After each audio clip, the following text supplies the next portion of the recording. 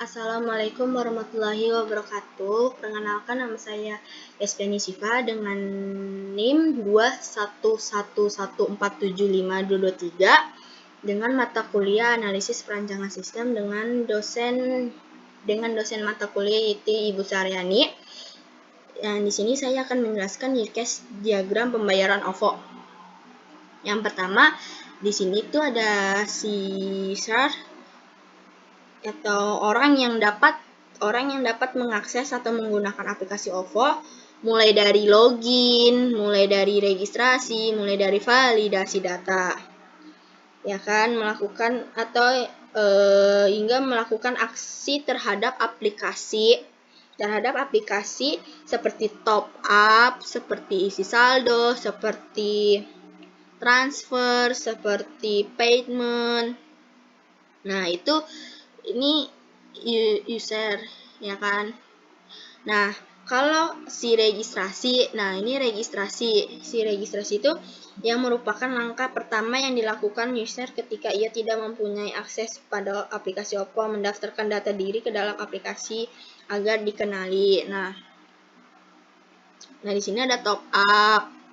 Jadi pertama-tama tuh kita harus login terlebih dahulu, ya kan, habis login, registrasi dan lain-lain, validasi data. Bila data kita sudah tervalidasi data dan sudah berhasil, nah habis itu tuh ini nih kita harus bisa top up, bisa isi saldo, bisa sesama OVO transfer, bisa sesama OVO, bisa sesama OVO transfernya, bisa sesama OVO transfer, terus bisa transfer melalui rekening bank juga. Terus di sini nih ada payment terus di ininya ada tagihan, ada payment. Jika payment berhasil maka akan login, ya kan. Nah di sini nih di bawah payment ini nih ada pemesanan tuh kayak kita mesen suatu barang, ya kan, terus misal kayak pemesanan apalah gitu. Nah di sini ada payment udah deh. Nah di sini nih saya akan menjelaskan simbol-simbolnya. Yaitu aktor. Nah ini yang dinamakan si aktor atau yang mewakili peran orang. Ini namanya dinamakan simbol, yaitu aktor. Nah kalau garis panah ini itu dinamakan association nih, garis panah ini nih. Nah kalau ini kayak bulat gini nih, ini namanya UCAS. Ini dinamakan UCAS. Nah si association ini nih itu abstraksi dari penghubung antara aktor dengan UCAS. Ini nih dari penghubung dengan abstraksi dari penghubung antara aktor dengan si UCAS. Nah terus kalau ini si UCAS ini nih yang interaksi antara sistem dan aktor. Sistem dan aktor dia. Nah kalau ini nih titik-titik panjang ini nih, garis panah ini nih, ini dinamakan generalisasi, yaitu menunjukkan spesialisasi aktor yang dapat berpartisipasi dengan UCAS. Nah ini dinamakan generalisasi. Nah kalau ada bacanya tanda panahnya, ada bacanya include, itu menunjukkan bahwa suatu UCAS seluruhnya merupakan fungsionalitas dari UCAS lainnya. Ini dinamakan panah include. Nah kalau ada panah extend itu menunjukkan bahwa suatu UCAS merupakan tambahan fungsional dari UCAS lainnya jika suatu kondisi terpenuhi. Ini panahnya si extend. Nah di sini saya akan menjelaskan lagi tentang activity diagram supplier. Nah di sini ada data supplier. Yang pertama yaitu simbolnya yaitu ada si initial node. Ini simbolnya namanya initial node, yaitu bagaimana objek dibentuk atau diawali. Nah, terus ini ada tanda panah nih, ada tanda panah yaitu dinamakan line connector. Jadi ini line connector. Nih dia nyambung itu. Ini namanya line connector. Itu yang digunakan untuk menghubungkan satu simbol dengan simbol lainnya. Nah, kalau ini nih persegi panjang, ini namanya activity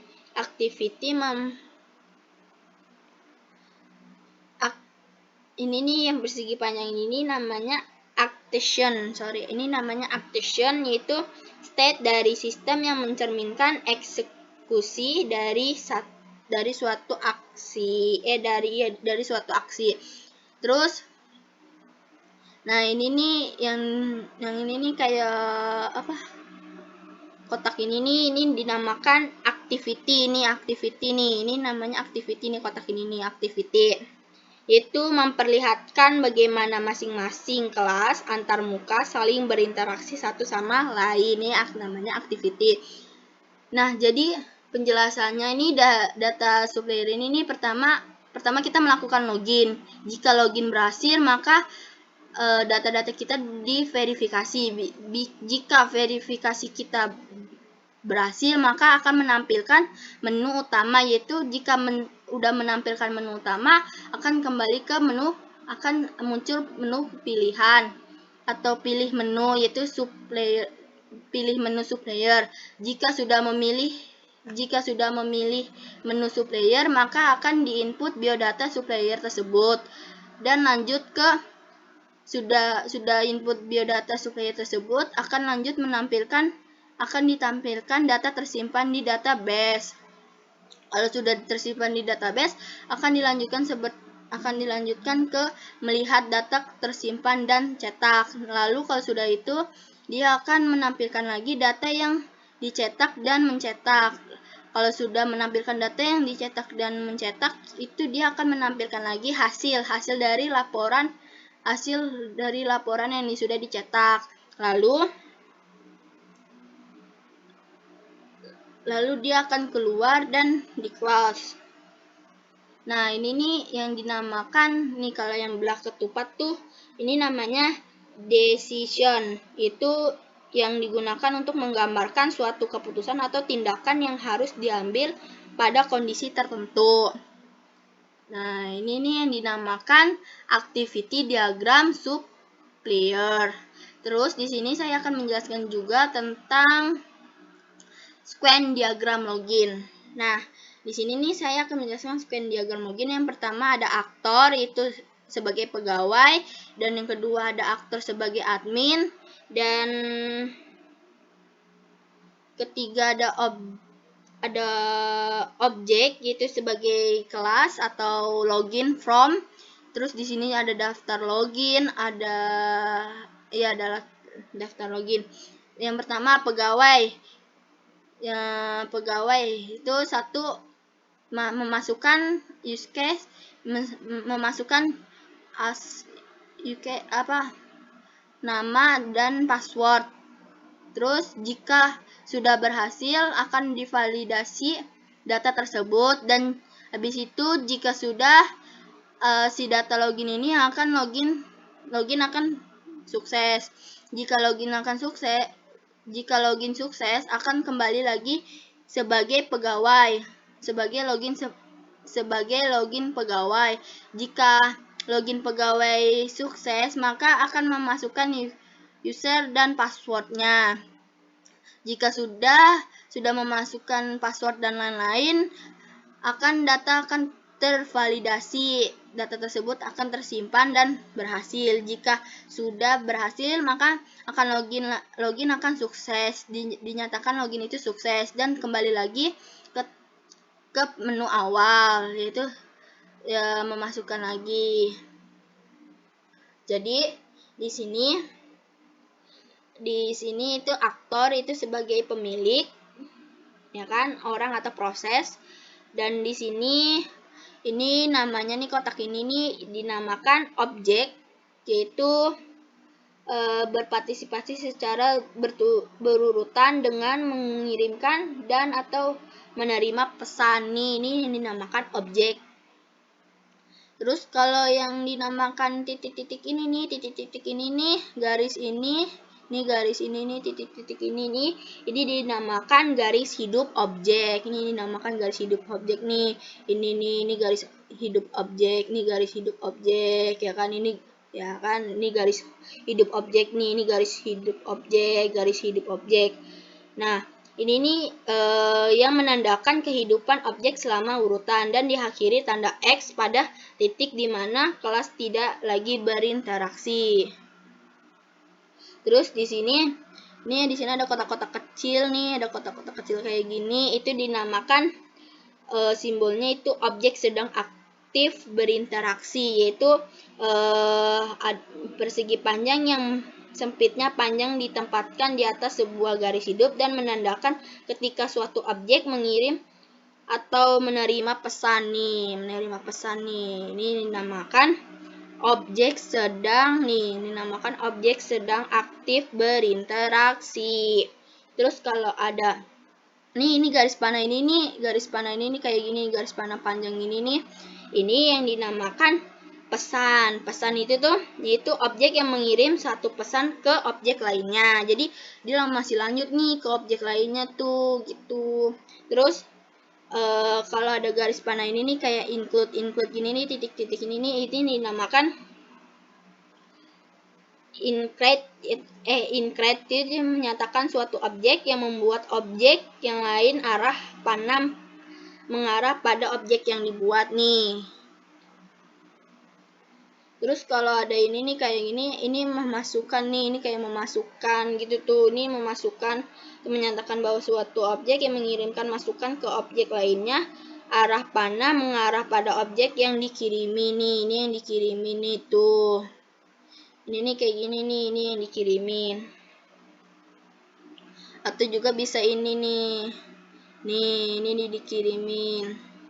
Nah, terus ini keluar nih, dia nih keluar nih, si validasi ini nih keluar nih, yang dinamakan keluar yang ini,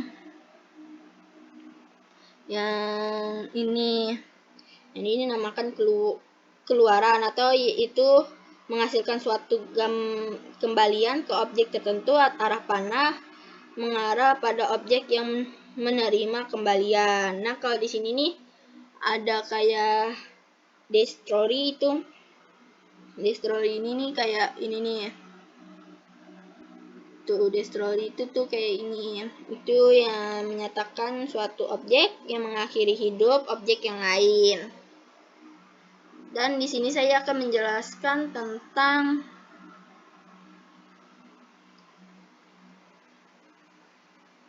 sekian dari saya, kurangnya mohon maaf bila ada kata-kata yang salah dan kurang, saya minta maaf.